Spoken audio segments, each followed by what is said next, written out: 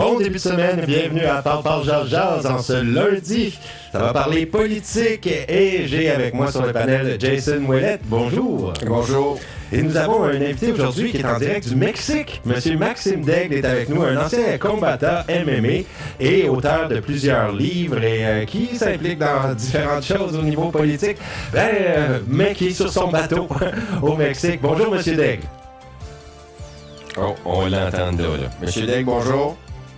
Bonjour Jason, ça va? Ça va bien. Content d'avoir Monsieur Maxime Daigle à l'émission Parle Jase d'aujourd'hui parce qu'il est quasiment mon yang. Tu sais, le yin, le yang. Le yin et le yang. Et le yin et le yang. Il est quasiment l'opposé de moi. Tu sais, là, moi, je me retrouve à Dieppe avec une maison, avec une porte de garage, je drive un truck, je paye des taxes. J'ai une femme, deux enfants, trois, tu sais, là, des petits gars, des petites filles. Vraiment le contraire, un free spirit que je l'appelle.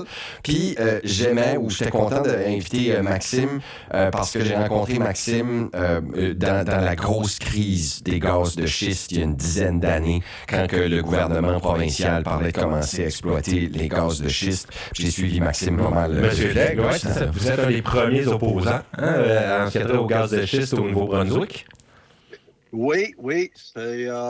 J'étais en études en ingénierie électrique. Et j'avais travaillé dans l'industrie pour plusieurs années et j'avais des différences d'opinion avec le gouvernement et l'industrie. Et je m'ai lancé dans l'attaque pour informer les gens. Je vais revenir là-dessus parce que je vais en parler plus tard, mais juste parce qu'ils t'ont mis en prison. Tu as fait du temps, hein? Ben, j'ai pas fait du temps. J'ai été mis en prison 2 fois. C'est pas compter trop grande histoire, mais je m'ai battu en cours pour presque 2 ans. Mais ils t'ont gardé et ils n'avaient pas déposé des accusations, je me trompe-tu? Oui, ils ont fait ça. Puis ça a duré une couple de semaines que tu es resté en prison sans savoir? Non. Même pas? Non. OK. J'ai été laissé aller après 2 jours, je crois, le plus long. J'ai été 2 fois en prison. OK. Pareil, hein? Faut que tu crois à tes affaires un petit peu pire. Maxime a été un homme de Ponce, un gars de Pointe-Sapin. Il a été travaillé dans l'Ouest avec les gaz de schiste à un moment donné. Il est un pêcheur aussi, mais aussi un grand voyageur. Maxime, tu as parti de Vancouver puis tu as été au Mexique sur ton voilier toute seule. Qu'est-ce qui t'a passé par l'idée? Là, parle-moi de ce projet-là un petit peu avant de rentrer dans la grande histoire de politique canadienne et américaine.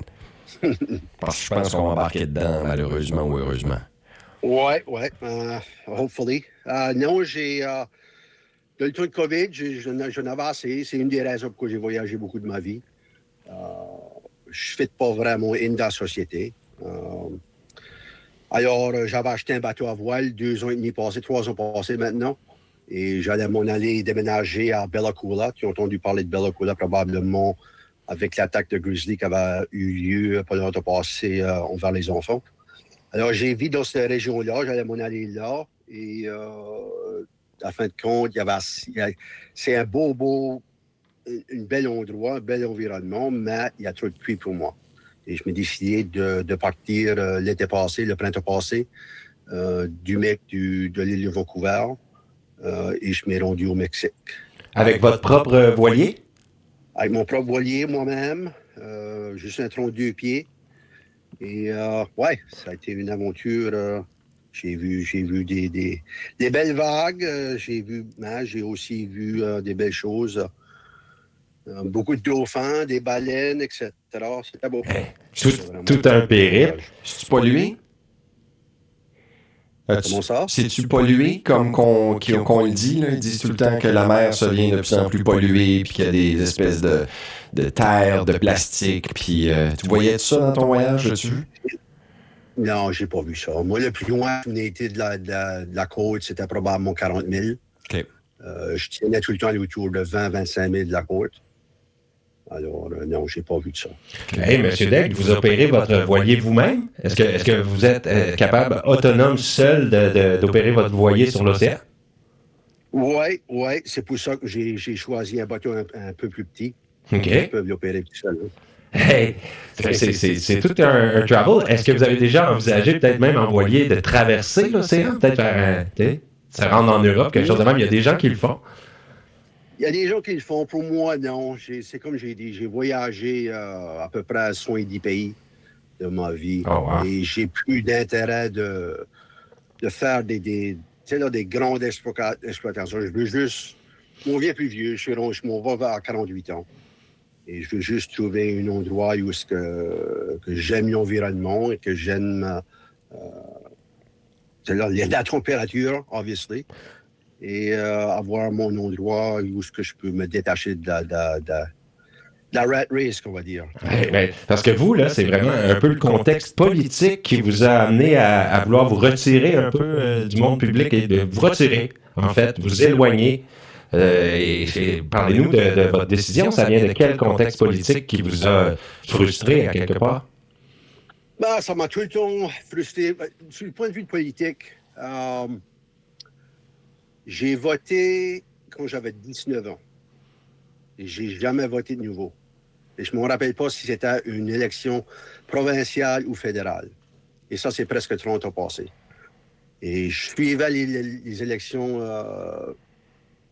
vraiment précis. Je regardais, j'étudiais ce que les politiciens disaient dans le temps.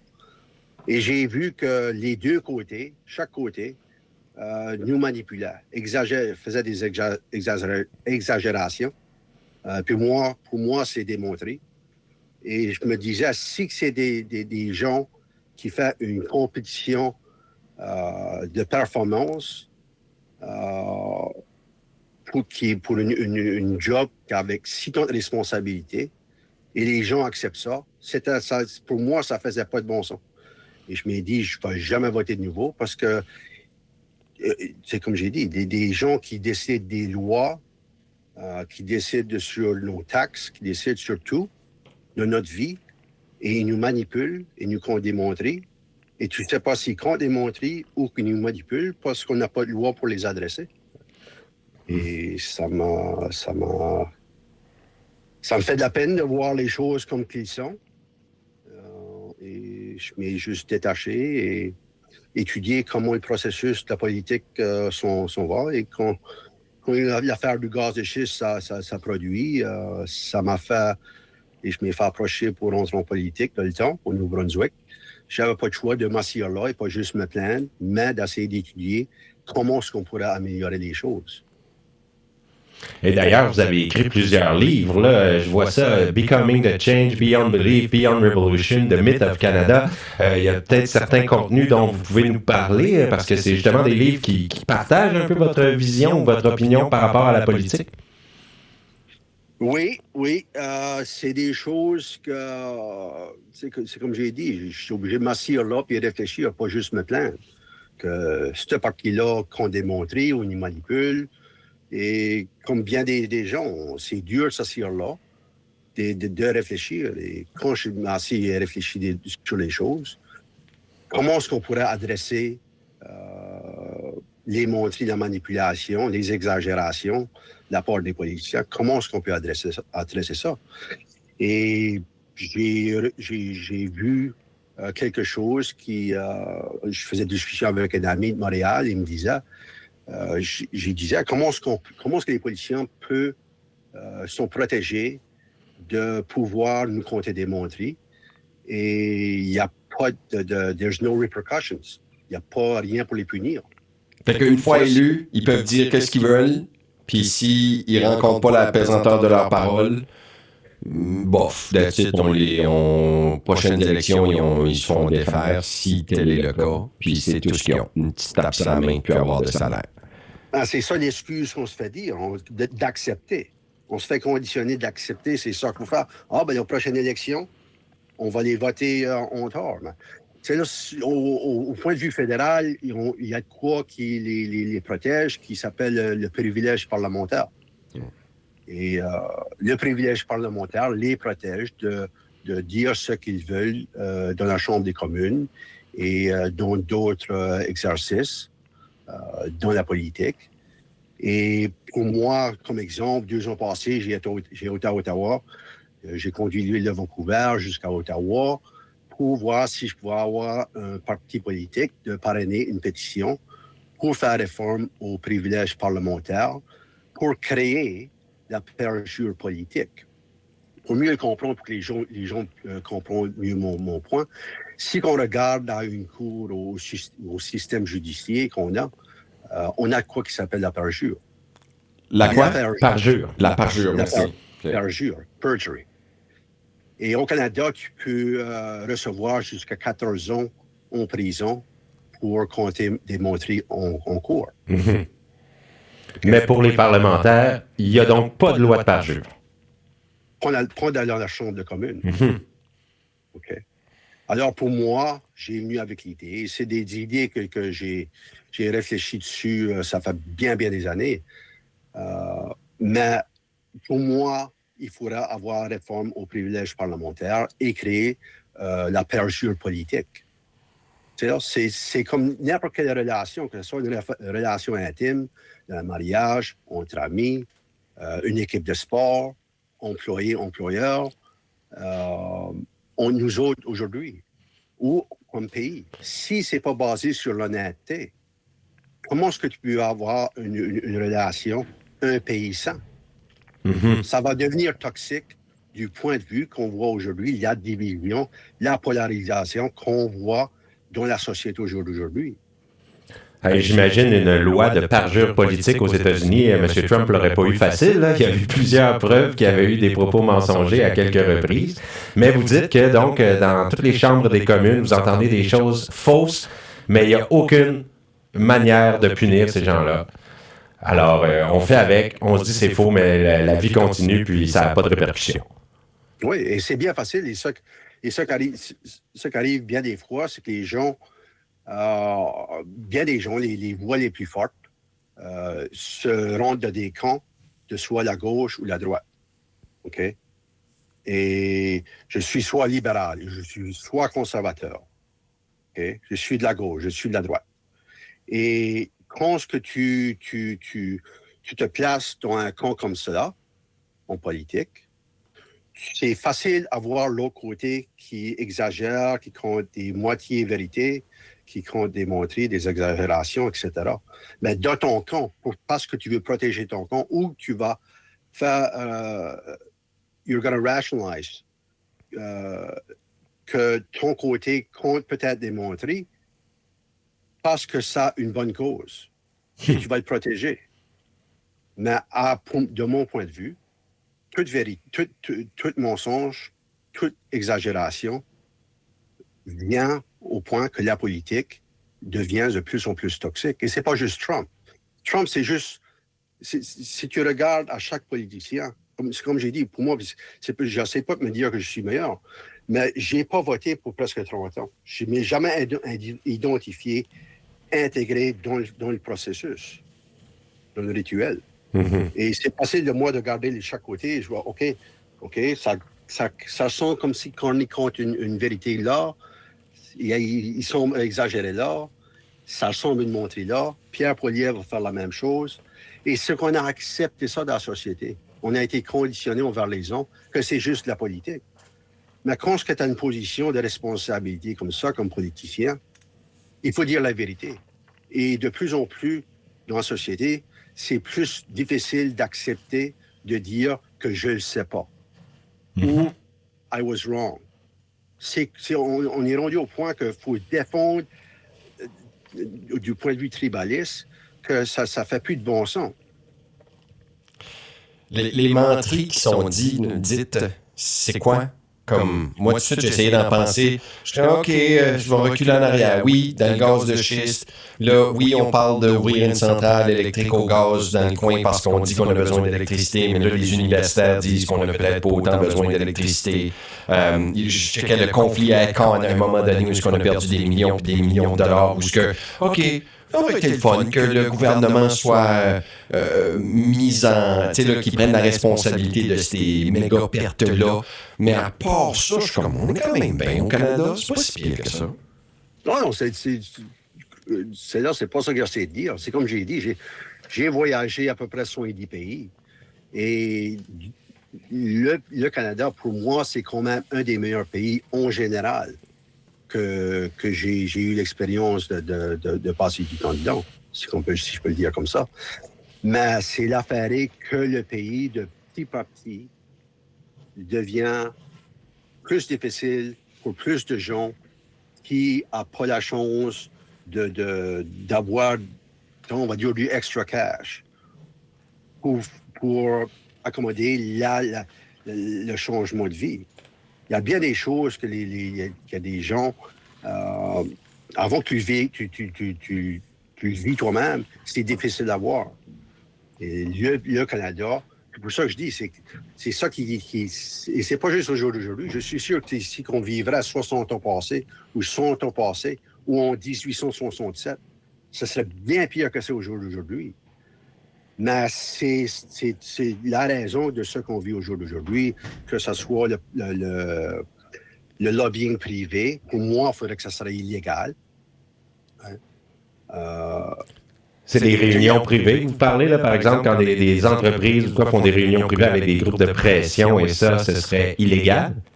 Pour moi, oui, il faudrait que ça serait illégal. OK.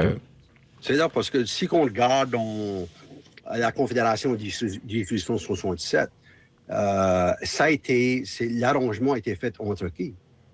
Ça a été fait entre des élites de l'Angleterre et des élites des colonies de ce qui était appelé dans le temps la province du Canada, pour qu'il y ait une paix d'arrangement de commerce entre eux.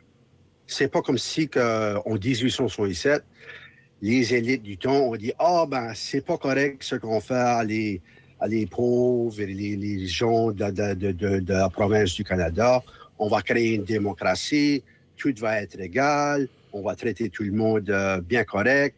Il faut avoir des lois pour tout adresser ça. » Non, c'était un arrangement entre les élites qui ne s'accordaient pas pour qu'ils puissent faire le commerce entre eux. Ils font une compétition entre eux aussi. Et c'est ça qui est aussi, si tu regardes dans l'histoire qui ne nous est pas dit à l'école, etc., qui a créé le Parti conservateur, qui a créé le Parti libéral par des élites. Non, mais il n'y a rien de mal à l'élite. Puis là, je t'écoute, puis moi, la signature de la Confédération, tout ce que je te dis qu'on n'a pas pris ça en considération, mais avec les Chartes des droits et libertés, on l'a quand même bien pris en considération, le peuple lui-même, la démocratie. Regarde, c'est comme j'ai dit, comme dans la Charte des droits, en 1782, c'est ça qu'on dit qu'on a le freedom of speech, on a le droit de parler, de se rassembler, etc. Mais c'est ça qui arrive dans le système de la politique, dans le système de loi, c'est que ça ouvre la porte, s'il y a des telles choses, que ces choses-là sont dites que c'est pour le bien-être des gens. Des fois, c'est utilisé de façon qui n'est pas éthique, qui n'est pas morale, de la part des politiciens, de la part des influences élites, pour leur bénéfice, qui se transmet à affecter négativement la population et les gens. Alors, c'est comme je dis, quand c'est le freedom of assembly, okay? Ça donne aussi le droit à les politiciens de se rencontrer en privé avec les lobbyistes qui sont hirés par des multinationales, des corporations, des telles organisations pour avoir des lois passées d'une telle façon, d'avoir des subventions pour que les payeurs de taxes seront être obligés de payer pour grandir leur entreprise.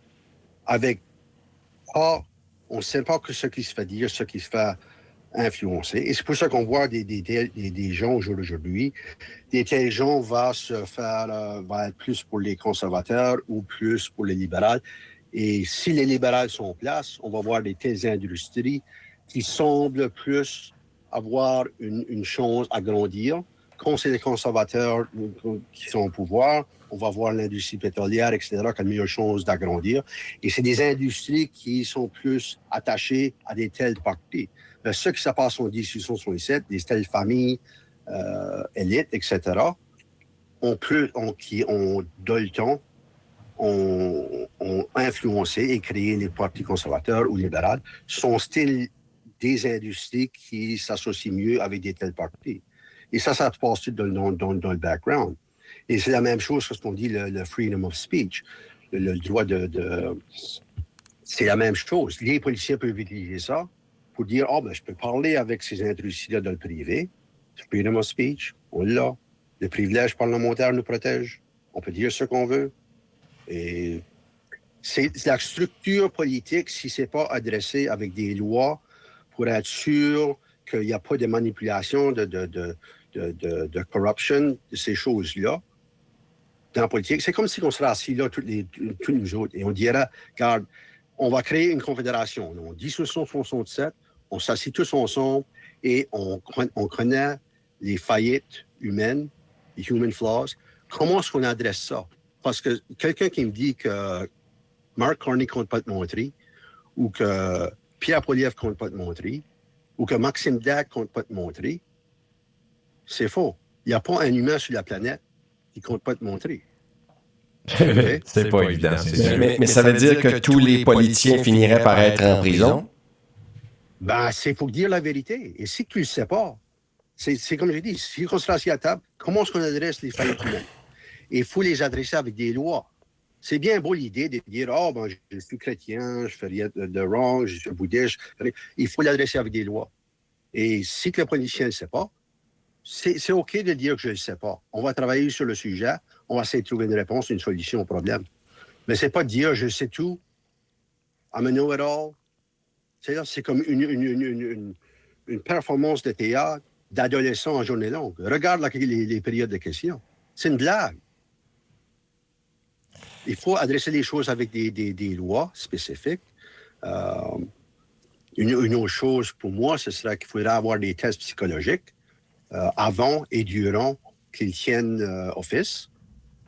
On ne sait pas si ces gens-là ne sont pas des psychopathes ou qu'ils ont des traits de personnalité extrêmes qui sont néfastes à la population, que ce soit des narcissistes, machiavélistes, etc. Il faut que ces choses-là soient adressées. Il y a bien des carrières que ces choses-là... c'est comme je dis, il y a des choses, des human flaws, des choses qu'il faudra avoir de la structure pour... Et je ne dis pas que ça mettrait les choses en parfait. Non, l'humain n'est pas parfait. Le système ne sera jamais parfait. Mais il faut regarder à l'évoluer et l'améliorer. Bâtir dessus ce qu'on a. Vraiment intéressant, M. Daigle. Et puis, j'invite les gens, s'il y en a parmi vous qui nous écoutez, si vous voulez poser des questions à Maxime Daigle ou émettre votre opinion, participer aux discussions avec nous, les lignes téléphoniques sont ouvertes au 506-532-0133. On prend une courte pause de quelques secondes et on revient pour se parler par Jazz en compagnie de Jason Ouellette et Maxime Daigle.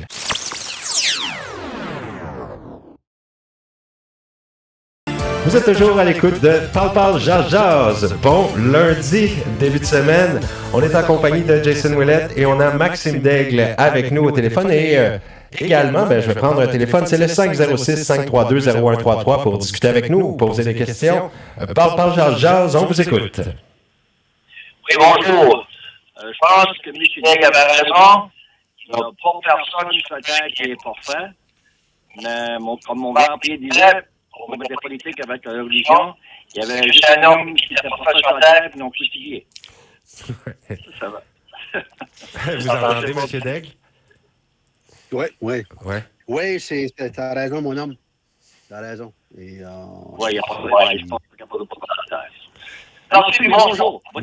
Merci pour le commentaire. C'est difficile, puis j'aime, parce que là, ce que Maxime, vous faites ce matin, si vous nous dites, regardons-nous dans le nombril. C'est le temps de se regarder le nombril, puis de savoir si on fait bien les choses en démocratie.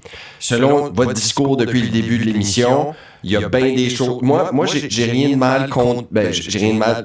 J'ai toujours trouvé bizarre que le privilège parlementaire protégeait un politicien, même si... pendant son mandat, faisait des choses atroces. Qui veut dire qu'il prendrait des décisions qui coûtent la vie à des gens. Ou a mal fait sa job, ou a mal fait sa responsabilité. Moi, demain, je fais mal ma job, demain, je perds mon emploi. T'sais. Fait que le privilège parlementaire est quand même une question à débattre autour, mais on a toujours des appels. On va retourner au téléphone, Maxime. Parle Jazz, on vous écoute. Bonjour, monsieur. Moi, j'écoutais Maxime Day parler. Mais des jours, j'ai la tête sur les épaules, lui. Il n'arrête pas d'avoir politicien. Je pense que la politique Castor, de nos jours, est corrompue du pied jusqu'à la tête. Je ne sais pas pourquoi, mais il y a une manière d'un monde, d'un milieu de l'autre, effectivement, qu'est-ce qu'on a plus. Tout démontrer. C'est ça. Libéral, conservateur, NPD, le parti toujours, c'est tout la même cochonnerie. Homme qui disait, il n'y a pas voté pendant, moi j'ai voté 2 fois. Une chambre municipale puis une provinciale. Ça m'a dit le cœur.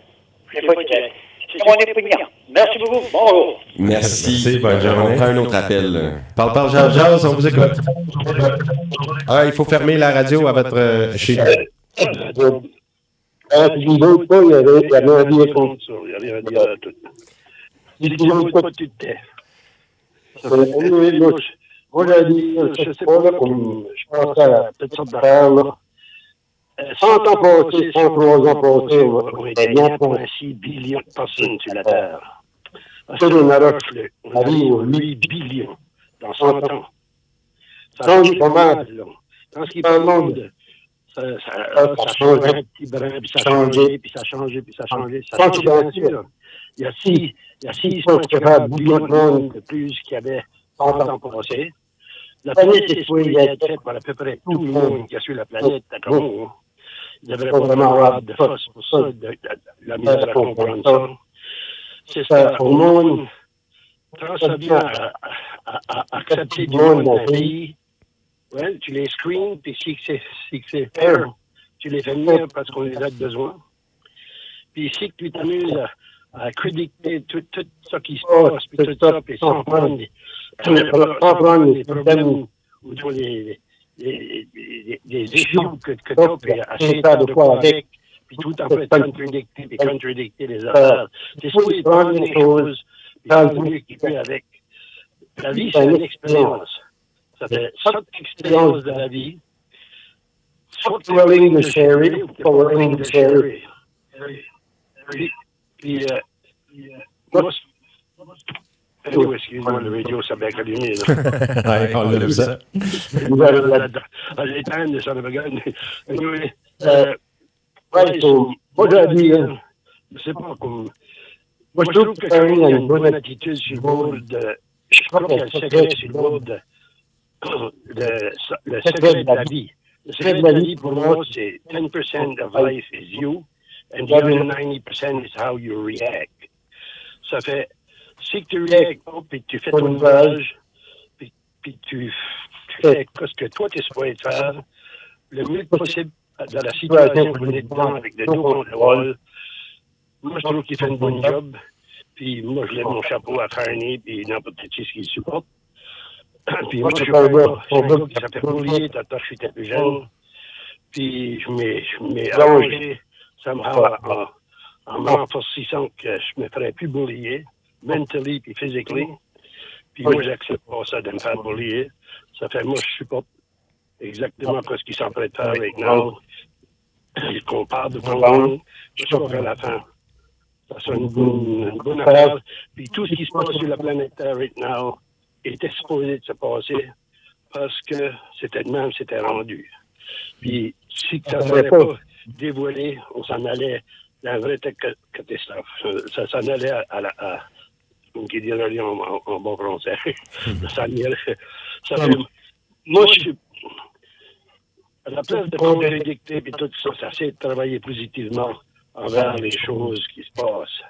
Puis user ton expérience. Tu as le choix de sharer ton expérience ou donc pas la sharer. Puis Carney a choisi de sharer ses expériences ou donc puis Trump a décidé de sharer ses expériences, puis les siennes à prendre en valeur à comparer d'autres mondes. Puis tant que tu détruis tout ce qui se passe sur la planète, en croyant que tu es superpower ou donc tu es un bullier ou tout le monde, va à l'école comment longtemps qu'un bullier dure. Il dure un ou deux jusqu'à ce qu'il fait ça à la high school. Après ça qu'il fait ça à la high school, il n'a pas de temps. Il s'est bientôt fait tenter puis c'est juste qu'il se tente. Ben, c'est pas dans le monde. Ça prend plus de temps parce que c'est du monde powerful, puis Ils ont tous les means possible pour pouvoir se défendre. Son grand-père, puis son père, puis à Trump, ont essayé de tout trouver des loopholes dans la politique pour essayer d'aller contre, puis ils l'ont fait jusqu'à cette heure. Puis il faut que ça arrête. C'est que je veux dire, c'est comme une mafia, puis faut que somehow, je sais que ça va être de la misère, mais il faut travailler sur ce bord-là. On peut pas déclencher, on peut pas laisser aller rien tout comme moi. Je comprends ton discours aussi, là. We need a system. No matter what system it is, we need a system. Là, toi, tu dis, il y a un système en place. Faut appuyer le système, sinon on tombe d'un monde anarchiste, puis là, c'est le désordre chaos total. Fait qu'on n'a pas le choix. Y a-tu quelque chose à ajouter? Je vais revenir avec Maxime. Moi, je Maxime a dit là-dessus ça. Oui, Maxime, est-ce que vous avez quelque chose à ajouter sur le commentaire de notre auditeur ici? Moi, je comprends ton point. Et pour moi, c'est ce que je dis, c'est qu'on peut améliorer le système. On a une responsabilité à soi-même, à un et l'autre, à nos enfants, nos petits-enfants qui sont vieux, que si on pourra améliorer le système, pourquoi pas le faire? On ne peut pas laisser la planète dans une situation. On a la chance. On n'a jamais été si belle à toute notre vie. Les enfants, tout ça, n'ont jamais été si bien protectés, si bien pris au niveau financier, c'est juste d'ajuster les affaires pour que ça travaille à l'avantage de la personne. Si tu donnes tout, t'as bien qu'apprécie non plus. Ça c'est ton enfant, ça c'est ta femme, ça c'est qui ça veut, ça c'est ta mère, ça c'est qui ça veut. Il donne tout. Peut-être ta mère appréciera forever. Non, mais il y a d'autres affaires, ça n'a pas de bon sens, c'est ce que je veux dire. Les prédictions sont peut-être qu'on va se rendre jusqu'à 10 à 12 billions de personnes sur la planète avant que ça se tente à descendre, que les enfants, ils vont s'entendre qu'il y a trop de footprints sur la planète, puis qu'ils vont s'entendre dire, moi, je veux pas d'enfants. Il y en a assez. Puis s'il y en a qui ont la misère, ben, je vais aller en chercher un. Ou whatever, écoute même. Ajuster les affaires pour que ça work. Puis, ajuster un système et tout que, dans l'éducation, que, pas tous les mettre dans un système que tout le monde a besoin de faire la même affaire. Il y a pas tout le monde qui veut savoir comment il y a des étoiles dans le ciel, et comment jouer de la musique, et comment faire ça, et comment faire ça. Ils devraient tout le monde, quand ça jette le code de IKEA, la manual qui vient avec. Je suis ça. Nous autres, on a un manual, nous autres, chaque personne a un manual. Ça fait, tu gardes dans le propre secteur, puis tu essaies de te pousser dans cette direction-là. Dans le temps que tu peux découvrir ton manual, à l'âge de 14-15 ans, tu devrais être déjà parlé à faire ta vie. Ça fait, moi, je ne sais pas. Si les gens en Europe, jusqu'à l'âge de 26, 27 ans, dans des universités et toutes sortes d'affaires, donc, ils les poussent encore à des tels points, jusqu'ils veulent connaître 70% du monde qui marche sur la planète right now n'aime pas les jobs. Ça fait, ouais, parce qu'il y a ça fait, il y a quoi qui va wrong, je parle, il y a anyway, moi, c'est non, je pense. Merci beaucoup pour partager votre opinion avec nous aujourd'hui. Ça, c'est vrai que 70%. Je vous remercie. On a d'autres appels. Merci. Passez une très belle journée. N'aime pas leur job, ça suffit. C'est vrai. Parle, on vous écoute. Oui, bonjour. Bonjour. Comment ça va? Très bien, vous? Ça va très bien. Je voudrais féliciter M. Daigle. Très beau speech. Un homme pas mal smart, avec le cœur et la tête à la bonne place. Quand il parle du fédéral et du provincial, les menteries et la bullshit, c'est vraiment vrai, mais oublions pas qu'il y a des niveaux plus haut que le provincial, que la menterie, puis comme ce que ça va. On dirait, c'est comme si il essayait de décoller de notre place, puis à un certain point, il va y avoir le riche, puis il va y avoir le pauvre. Il n'y aura plus de merde. C'est là que ça s'en va, là. C'est comme que je dis, il n'y a pas juste fédéral et provincial, il y a d'autres systèmes en dessous de la politique qui n'est pas juste. Et puis c'est important ce que vous dites parce que plus de classe moyenne, on n'a plus de démocratie. Hein. C'est justement parce que le système est en train d'essayer de nous donner les middle class. Les middle class, ils n'ont pas nous savoir là parce que des fois, on va parler, on va s'exprimer. Puis si quand tu exprimes, le monde a plus de moyens que nous autres, le monde ils ont plus haut placé, et nous n'aimons pas le monde qui s'exprime. Et aujourd'hui, je vais toujours m'exprimer jusqu'à temps que je ferme les yeux. Monsieur Daigle, avez-vous quelque chose à ajouter? Non, je suis en plein d'accord avec lui. C'est beau ce qu'il a dit. Et des fois, c'est aussi...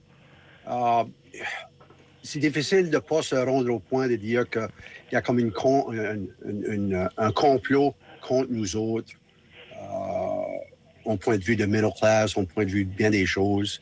Et c'est comme j'explique dans un de mes livres, dans le mythe du Canada. C'est la structure, la façon dont la structure a été, l'architecture du système qui a été créé à la Confédération en 1867, a tout le temps donné the extra benefits, que ça va tout le temps bénéficier le riche premier avant le middle class, avant les pauvres. Et à cause que c'est comme ça, et à cause que les gens qui sont dans des positions de pouvoir et d'influence, même dans les médias, je ne veux pas dire c'est JSE, là, excuse-moi, c'est que la mentalité est tout le temps à bénéficier les riches. Et le free market economy, ça a tout le temps l'idée que ça va faire le trickle-down effect qu'on dit. Que éventuellement, quand même que ça bénéficie le riche premièrement, ça va au moins donner juste assez aux middle class et aux pauvres de ne pas vouloir se révolter. Ça va donner de la stabilité à la société, assez qu'ils vont tout le temps accepter. Ils ne vont pas aimer vraiment ce qui se passe, mais pas assez de pouvoir se révolter. Et c'est des choses que les élites ont appris dans le temps. Quand la révolution de la France arrivait en 1789, quand la révolution arrivait en 1776 aux États-Unis, quand on peut dire la révolution silencieuse qui s'est passée en 1867 au Canada, en la création du Canada, qu'il faut leur donner juste assez, qu'ils ne veulent jamais se révolter. Et c'est ça, that's the trick qu'ils ont appris. Il faut tout le temps, on voit au jour d'aujourd'hui, ça fait des années que les gens se plaignent à propos qu'il y a trop d'immigration. Mais on a vu dans les derniers jours, dans la dernière semaine, que, il n'y a pas de parti politique qui poussait ça. Mais on dit, OK, il faut réduire le numéro d'immigrants qui viennent au Canada, parce que là, les gens sont bien vraiment agités là, sur le sujet. Alors, il faut se retirer un peu. Là. Et c'est ça que je veux dire, c'est que la structure du système, la raison qu'il y a beaucoup d'immigrants, une des raisons, c'est pour bénéficier, pour réduire ou faire la stagnation from the wages, les gages que les gens reçoivent, pour bénéficier des grosses compagnies, les riches. Et ça vient à faire un impact sur le système d'éducation, le système de santé, les maisons, les loyers, etc. Et c'est ce qui va nous subir les conséquences négatives premières? C'est les pauvres, c'est les middle class. Mais les riches, ils s'en foutent de nous autres. Et c'est à cause du système qui a été structuré d'une telle façon pour une telle classe du début, et ça n'a jamais été adressé. Et c'est ça les effets, les symptômes qu'on voit au jour d'aujourd'hui. On revient vers vous au téléphone. Oui. Oui, M. Daigle, comme je dis, continuez votre beau travail, puis continuez votre voix est écoutée, puis votre voix est entendue, puis que le monde marche sur la tête haute, puis qui faisant écouter leurs paroles. De ne pas se laisser écraser par les plus gros mondes comme en plus le moyen que nous autres dans la vie, puis ça. C'est levons-nous, puis parlons fort, puis faisons-nous écouter. Puis là-dessus, une très bonne émission. puis une bonne journée à tous vous autres. Merci. On va prendre une courte pause de quelques secondes et je vous réponds au téléphone tout de suite. Restez en attente, on vous revient à PPGG Politique.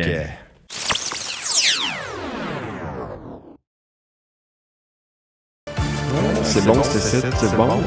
J'étais par Finalement, ou entendre un point de vue qui est complètement différent. Puis là, je le sais que mes amis politiciens écoutent sûrement l'émission, puis ils n'aiment peut-être pas l'émission, ou ils n'aiment pas ce qu'ils entendent. Les paroles de Maxime et également des auditeurs. Là, si vous voulez participer à l'émission, 532-0133. Puis je sais qu'il y a beaucoup de monde qui sont en attente. Là, on va les laisser jaser un peu. Oui, parle Jazz, on vous écoute. Bonjour. Bonjour. Oui, très bien. Oui. Il y a un monsieur comme tout à l'heure qui parlait de la classe moyenne. La classe moyenne, ça aussi, on va parler, moi je suis un baby boomer, je veux dire, j'ai 80. J'ai vu beaucoup de choses. La classe moyenne, dans le temps de mes grands-parents, mes parents, ça n'existait pas. Il y avait les pauvres, il y avait les riches. La classe moyenne, ça a commencé, je parle au Nouveau-Brunswick, je ne connais pas le restant du docteur. Je ne sais pas ce qui était l'économie, mais la classe moyenne a commencé au Nouveau-Brunswick avec Louis Robichaud. Ensuite, avec Pierre Elliott Trudeau, a vraiment donné un élan à tout ça pour que nous autres, on a pu vivre d'une classe moyenne. De cette classe moyenne-là, on a fait de la part. Pourquoi? Parce que, OK, dans le temps de mes parents, ou dans le temps que moi, quand j'ai élevé ma famille, le seuil de la pauvreté n'était pas si haut que ça. À ce que les parents du seuil de la pauvreté à 25, 30, 40 000 $. Il y en a pas mal qui ne font pas ça, là. Les aînés, on se trouve dans la classe pauvre. On n'est même pas dans la classe moyenne. Puis, nous autres, naturellement, on a donné à nos enfants ce que nos parents n'ont pas pu leur donner. Mais nos enfants ne pourront pas donner à leurs enfants ce que c'est que nous autres, on leur a donné. Mais les besoins vont changer aussi. Là. Ben oui, ben c'est ça. Mais c'est pour ça que le riche, être riche, puis le pauvre, être pauvre, ça a toujours existé, ça. Et là, c'est dommage que c'est le même, mais c'est que le riche veut devenir plus riche. Je ne regarde pas si le pauvre devient plus pauvre. Tu sais, je regarde les appartements abordables, ça me fait rire, parce qu'ils disent, on va faire des appartements abordables à 1200 $ par mois. Puis 1200 $, c'est pas évident quand même. Électricité puis câble inclus, là. Hein? J'ai dit, l'électricité puis le câble t'es inclus, ce prix-là. Hein? Non, même pas. Même pas. Non. Je regarde ça, ils vont faire des appartements à prix abordable pour les personnes à faible revenu de 1 1200 $ par mois. C'est abordable, là. Le pauvre peut pas payer ça. Non, on dit même que le salaire de subsistance maintenant dans la province est entre 24 et 70 à peu près, puis c'est tellement de gens qui travaillent en dessous de ce qu'on appelle le salaire de subsistance. Et puis, non, la vie coûte cher. On est rendu là, puis la classe moyenne va manger un coup, comme vous dites. Mais quand je voudrais poser la question à vous, M. Daigle, et à vous au téléphone aussi, là, quand est-ce que vous voyez la disparition de la classe moyenne? Est-ce que c'est vraiment quelque chose que vous croyez qui va survenir ici? Oui. Oui, moi, je crois que ça s'en vient. C'est que, après la Deuxième Guerre mondiale, si tu regardes aux États-Unis, si tu regardes l'Europe de l'Ouest, le Canada, tranquillement, il y a eu une classe moyenne qui a été créée. Et le monsieur a totalement raison. Et au jour d'aujourd'hui, ça va se rendre au point que la classe moyenne va disparaître si on ne fait pas de quoi. Une chose qui va aussi affecter ça, c'est ceux qui sont liés aux technologies avec l'intelligence artificielle, qui va remplacer beaucoup d'emplois, que beaucoup des gens n'en parlent pas, les politiciens n'en parlent même pas. Il faudra avoir des lois, des réglementations sur le sujet. Mais c'est une chose qui va aussi affecter les gens qui sont dans la classe moyenne et pauvre. Et oui, je suis d'accord qu'éventuellement, si on ne fait pas de quoi, si on n'adresse pas la structure du système, les régions qui est néfaste, la classe moyenne va disparaître, c'est sûr. Et vous, au téléphone, vous êtes un peu du même avis que M. Daigle? Moi, je suis même avis. Je regarde ça le midi. la classe moyenne va s'en aller. Je regarde, nous autres, les aînés, on vit avec entre 2000 et 2000 par mois, là. On est sous 2500 pièces par mois pour vivre, pour manger, pour tout payer. On peut pas se permettre sur rien, à part que couper de survivance, là. C'est là que ça veut dire. Ça fait que tout monte, mais nos pensions ne montent pas. Puis, tu sais, quand ils parlent du salaire minimum pour les travailleurs, et nous autres, là, ça ne monte plus, cette histoire-là. Ça fait que c'est là que je vous dis qu'on va avoir une génération d'aînés qui va être pauvre. Donc, quand vous dites... C'est pas tout le monde qui a eu la chance de travailler pour une compagnie qui se paye une pension. On va se trouver avec une... C'est là que je me dis, il y a des... Puis ça, c'est juste un commentaire, là, mais dit, on a payé des taxes toute notre vie. Pourquoi est-ce que quand tu passes un certain âge, tu veux garder ta maison, que le gouvernement ne dit pas, dire, OK, les taxes, on va vous les couper à moitié. Et si vous faites une braquette de, disons, de 40 000 $ moins par an, sur des pensions, c'est pas tout le monde qui fait ça, on va vous aider. Ça, c'est pas fait. Ça fait que la pension de vieillesse, pareil, ça n'a jamais changé. Ça fait qu'on reste vraiment, on est toujours sur le seuil de la pauvreté, puis les jeunes qui commencent avec tout le coût de la vie, c'est vrai qu'ils veulent se payer beaucoup de choses qu'ils ne devraient pas. Nous autres, on n'est pas de même. Mais ça fait que les pauvres vont devenir plus pauvres, ou ils vont rester pauvres, puis les riches vont devenir plus riches. La classe moyenne, éventuellement, ça va disparaître. Mais quand vous dites la classe moyenne qui va disparaître, autant du côté de M. Daigle et vous, là, ça veut-tu dire que la classe moyenne deviendrait complètement pauvre, ou il y en a certains dans la classe moyenne, selon vous, qui accéderaient aux riches? Là? Non, ça va. Un temps, on disait une personne qui est pauvre, qui faisait 10 000 $ par an. Aujourd'hui, ils vont dire une personne qui est pauvre, qui fait 30 000 $ par an. Oui, exactement. Mais selon vous, est-ce que c'est la classe pauvre? Toute la classe moyenne se retrouverait dans la classe pauvre, finalement? C'est comme un c'est en plein ça. Donc, il n'y aura pas de nouveaux riches là, dans cette histoire. Il va y avoir des riches,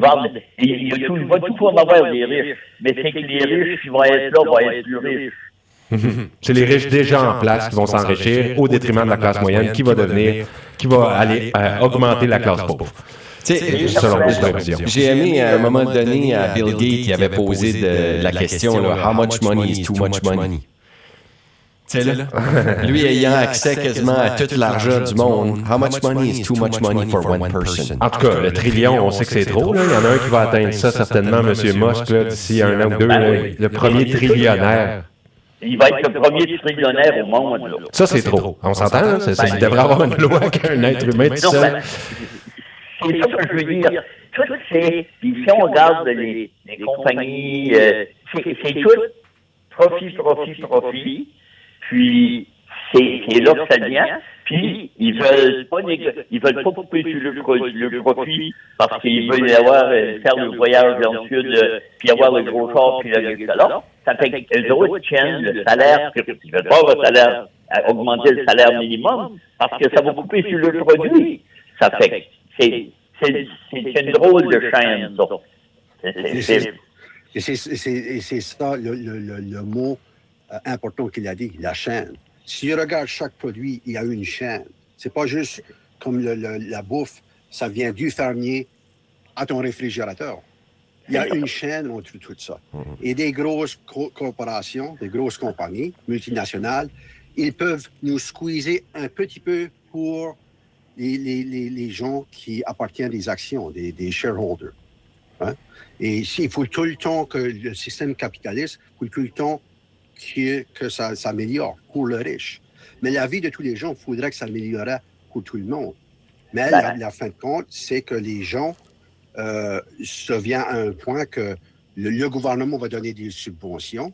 Et si tu regardes l'histoire de Musk, la plupart de son argent, ça a venu de quoi? Des subventions du gouvernement des États-Unis, Tesla, etc. Ils prennent avantage de telles choses pour avoir des subventions et nous, on ne voit pas ce qui se passe. Mais à la fin de compte, les gens, ton salaire que tu fais, ça nous donne juste assez pour bien des gens de juste survivre. Et à la fin de compte, cet argent-là sera en haut. Éventuellement, ce seront au haut de l'échelle aux plus riches. Et ça se passe de jour à jour, de semaine à semaine, année à année. Éventuellement, c'est pour ça qu'on voit des gens comme Musk qui deviennent super riches. Parce que éventuellement, l'argent va se rendre à ces gens-là. C'est ça. Puis, c'est drôle de dire, quand ces ressources-là, tu contrôles beaucoup de choses. Puis le contrôle qu'ils font, ça a leurs avantages. Sur même pas notre avantage, c'est pour ça que ça va affecter la classe moyenne. Tu sais que la classe moyenne va changer de ce qu'elle était quand j'ai ma famille dans les années 70, c'était 20 000 par an. Aujourd'hui, la classe moyenne va être, ou la classe moyenne pauvre, là, ben, 40-45 000 ça coûte tellement cher, puis ils ont mis les choses à c'est demandant. Comme je dis, c'est une chaîne, puis elle est difficile à arrêter parce qu'elle est contrôlée par des multinationales. Oui, et dans le derrière, on a c'est qui dirige les choses au point de vue gouvernement? Les bureaucrates. Les politiciens, ils sont dans une compétition de popularité. Des gens qui n'ont pas d'expérience dans des tels domaines, qui vont être ministre de santé, ministre d'éducation, premier ministre, c'est une compétition de popularité et il se fait dire quoi dire par les bureaucrates de derrière et pour nous apaiser. Monsieur Daigle, justement, vous parlez dans vos livres là, souvent du concept de démocratie méritocratique. C'est justement là où vous voulez en venir. Hein? Parlez-nous de ce concept un petit peu là, où les gens seraient vraiment, quand ils méritent, élus pour quelque chose dont ils ont les compétences. Juste au revoir à l'auditeur, on va finir l'émission, est déjà finie. Merci de votre participation. OK, ça m'a fait plaisir, puis bonne journée. Merci. Comme on est quasiment rendu au mot de la fin, là, fait que allez-y là-dessus, M. Daigle, s'il vous plaît. OK. Sur le point de vue mérite, c'est comme que ça veut dire. Il faut le mériter. Si tu veux avoir une telle carrière, un tel emploi, il faut que tu prouves ta compétence pour te rendre au niveau que tu as plus de responsabilités. Et c'est la même chose comme politicien. Pour moi, une des autres choses, il faut avoir un système de programme d'université, etc., qui enseigne aux gens qui veulent devenir politicien, comment connaître les éthiques, connaître les lois, connaître l'administration de la société, etc., en détail, avant de devenir politicien. Et dire la vérité. Et de dire la vérité, mais il y a bien des choses qu'on pourrait nous parler pour des heures, que dans mes livres, mais c'est comme je dis, il faut commencer avec la vérité. Une loi pour corriger ça. Dans le fond, on commencerait bien si le privilège parlementaire était retiré, puis que les politiques... Réformer pour créer la parjure politique. Qui fait en sorte que si un politicien compte une menterie, qu'il est redevable d'une certaine façon à son peuple ou à la démocratie canadienne. C'est ça. Et c'est une façon de réfléchir aux choses, les gens veulent, c'est regarder au système de cours. Pas de non-behavior qui est disrespectueux. Si tu te fais poser une question, tu la réponds directement et tu ne comptes pas te montrer. Hein? Ouais, c'est solide. C'est-tu si mal, ça? C'est que souvent, tu parles avec les informations au meilleur de tes capacités, avec les informations que tu as reçues. Right? Ah oui, il faut juste dire la vérité. Si tu ne sais pas, tu ne sais pas. Puis ça s'évalue aussi. Ça s'évalue. Est-ce qu'il a vraiment menti ou c'est juste au meilleur des connaissances? Mais tout ça, oui, en effet, s'il y avait une notion de parjure politique, ça pourrait être juste moi, je sais pas qui voudrait se présenter en politique si elle poursuit pour 85 000 par année ou 90. Qui voudrait se présenter en politique s'il y avait des chances qu'il termine en prison? Ah, je dis la vérité, si tu ne sais pas, je le dis, je ne le sais pas. Et de l'autre façon, c'est comme qu'on parlait vite hier soir, Jason, les partis politiques, il faut abolir ça, éventuellement. De mon opinion, il faut que ça soit tous des indépendants. Je suis d'accord. Tu vas représenter tes constituants dans ta circonscription, et c'est tout. Mais c'est qu'il y a comme une espèce d'affaire collectif qui fait en sorte que si on veut faire avancer des dossiers, il faut qu'on s'entende de temps en temps sur des dossiers, même si mes valeurs... Comme tu sais, par exemple, le député de la région de Pointe-Sapin, de Baie-Saint-Anne, ne peut pas juste militer pour la pêche. Il faut qu'il milite aussi pour la défense nationale, même s'il ne se sent pas en péril. Oui, bien, au moins, les choses, c'est basé sur la vérité. On a une discussion honnête. Je suis sûr, entre les quatre de nous autres, si on s'assirait là, que ce soit quoi que ce soit le sujet, on est honnête, on a une bonne volonté, on va trouver une solution ou améliorer une situation, on pourra se rendre au point d'améliorer la situation. Mais si tu regardes la politique, c'est juste des chamoyages à journée longue, c'est comme une bande d'enfants qui après se battent pour un toy d'un carré de sable. C'est fou. Pourquoi est-ce qu'on accepte encore ça en 2026? Pourquoi? Parce que le système est établi, puis on est dans une routine où que... Puis là, je me dis, puis là, je t'attaque, là, Maxime, t'es pas mieux parce que tu te présentes pas en politique. T'sais. Si tu as cette attitude-là, vas-y travailler pour 90 000 par année, puis vas-y devenir ministre de l'Environnement ou ministre de l'Énergie, puis vas-y imposer ta façon de penser, parce que c'est ça qu'on veut. La démocratie, c'est que des gens qui s'opposent au système deviennent partie du système pour qu'on puisse le faire sans dire dérailler, s'en aller dans la bonne direction. Ça fait 30 ans que je le fais pour gratuit. Sais-tu combien d'argent que ça m'a coûté? Ça t'a coûté de l'argent. Sais-tu combien d'argent que ça m'a coûté? Le gaz de schiste. J'avais de l'argent pour m'acheter une licence de pêche à mort du printemps. Je l'ai perdu, ma licence. Pourquoi? Parce que j'ai décidé de me battre pour les gens.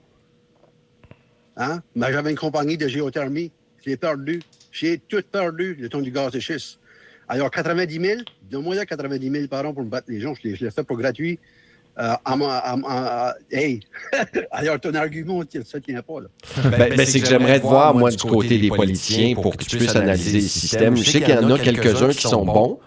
Puis il y en a. Moi, je souhaite que la majorité des politiciens soient des personnes qui pensent au bien-être de leurs citoyens avant tout. Je souhaite. J'espère. Dans mes prières, c'est ça que c'est. Là. Puis, ça prend des gens qui s'opposent au système actuel pour le réformer. Ben, c'est difficile parce que, comme je vais dire, je vais donner le plus vite que je peux une expérience que j'ai vécue quand j'ai été pour pouvoir avoir un parti politique, de parrainer une pétition pour réformer le privilège parlementaire. J'ai approché les libéraux, j'ai parlé avec Marc Robichaud 4-5 fois. J'ai demandé pour avoir 10 minutes de temps de Dominique Leblanc, je n'ai pas pu l'avoir. 5 minutes de Dominique Leblanc, je n'ai pas pu l'avoir. J'ai approché le Bloc québécois, j'ai parlé avec l'Ontario, j'ai pas pu me rendre nulle part. Les NDP m'ont pas voulu me répondre.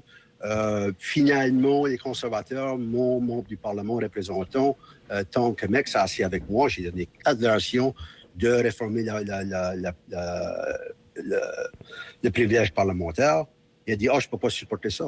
Mais j'ai dit, puis là, après, il a commencé à me dire comment est-ce que les libéraux et les NDP ont démontré pour 5-10 minutes, ils sont arrêtés. J'ai dit, voilà la solution. On réforme le privilège parlementaire, on crée la perjure politique. Non, je ne peux pas faire ça. J'ai dit, alors, tu veux pas que les libéraux ou les NDP qu'on démontré, mais tu veux avoir le pouvoir de pouvoir le dire sur ton côté. C'est une fois qu'il est au pouvoir, la perjure parlementaire va marcher contre lui si elle est retirée. Ou, puis, en tout cas, what a story, hein? Personne ne veut aller de l'avant pour se protéger eux-mêmes. On pourrait continuer pour encore une autre heure. Merci d'amener ce point de vue-là. Ça nous remet en question. Puis c'est le fun d'en parler avec l'auditoire aussi, puis voir comment ils réagissent à ça, quelle position qu'ils ont. Les gens semblent pas heureux avec le système actuel, mais confortables dans leur propre situation. Puis comme vous l'avez mentionné, c'est parce qu'ils nous donnent des miettes de pain qui nous gardent moins affamés à vouloir du changement. C'est ça. L'histoire de la classe moyenne qui pourrait disparaître, selon vous. Ça a été très intéressant. Merci infiniment, Maxime Daigle, pour le temps que vous avez passé avec nous aujourd'hui en direct du Mexique. Je vous souhaite un bon voyage et sur votre bateau. Merci beaucoup. Ça a été un immense plaisir. Et puis, pour tous ces partages, M. Daigle. Et bienvenue. Merci, les gens. Et merci à vous tous qui avez participé à l'émission. Je vais vous souhaiter une belle semaine. C'était différent. C'était très différent et merci Jason aussi pour cette participation et cette invitation de Monsieur Daigle. Passez tous une très belle journée. Puis si l'émission vous a choqué, vous voulez la réécouter, ben partagez-la sur les réseaux sociaux qui appartiennent au gros de ce monde, soit Facebook, on est sur YouTube en plus, puis on est sur Spotify, fait qu'on a décidé d'embarquer dans ces méga réseaux-là qui contrôlent le monde, nous autres aussi. Oui, et sur YouTube, c'est la chaîne Le Moniteur Acadien. C'est comme ça qu'elle s'appelle, si vous voulez trouver toutes nos vidéos de Parle Jazz et les Ping-Fins également. Alors, merci à vous tous. Bonjour, Monsieur Daigle, et passez tous une très belle journée à l'antenne de CJSF.